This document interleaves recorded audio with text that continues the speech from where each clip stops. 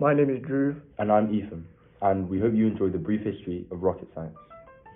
We'll start in 1903, the year that the Wright brothers flew the first ever aeroplane. Coincidentally, that same year, a Russian school teacher named Tsiolkovsky invented the rocket equation. What's that? We'll come back to that later, but fast forward to 1990, when Robert Goddard published his ideas about space rockets. Understanding Newton's third law, he recognized that liquid propelled out of a rocket would apply a force back on the rocket, a force which would overcome weight and drag without relying on upthrust like planes. He was ridiculed by the New York Times, but did Robert give up? No. Well, he almost did. But he persevered, and in 1926 he launched the first ever liquid-propelled rocket using petrol and liquid oxygen. Wait, did you say liquid oxygen?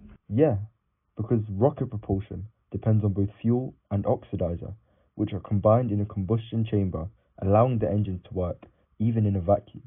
The rocket only flew for 2.5 seconds, but Goddard's rejected ideas laid the foundation for rocket science today.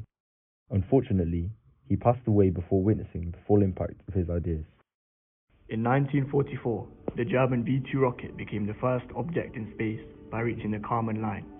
However, it didn't reach velocity needed to get into orbit, a deliberate choice because it was a weapon, but also because it never made use of staging, which I'll explain soon.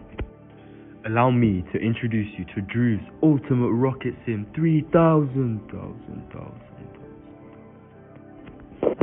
Thanks, Ethan. This is my rocket simulation program, which I coded in Python. It takes in data about a rocket and uses different calculations to animate liftoff. Here's a comparison of the Saturn V rocket and the less powerful V-2 missile. Despite the Saturn V weighing around 3,000 tons, it reached a speed of 7.8 kilometers per second to get into the Earth's orbit. But wouldn't its weight be much greater?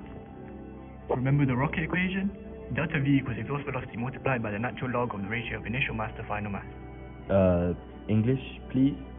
A rocket's total speed depends on how fast it throws out exhaust and how much lighter it becomes throughout the journey. So, to go faster, increase exhaust speed or reduce the mass as it flies. So, do they put the rocket on a diet? Not quite. Modern rockets need so much fuel throughout their journey that they have to drop the parts that were used to carry and ignite it at different stages of their trip. Ah, so that's staging, because all that dead weight can be such a drag. This links to Newton's second law. As mass decreases, acceleration increases, which is why rockets accelerate the most at the end of a burn. So that's why rockets are so heavy. Most of their mass is fuel, which burns away, making them lighter. Tsiolkovsky was right. That's why rocket science perfectly encapsulates our love for physics. It was built on the ideas of people who just had a dream, but now their dreams are our reality.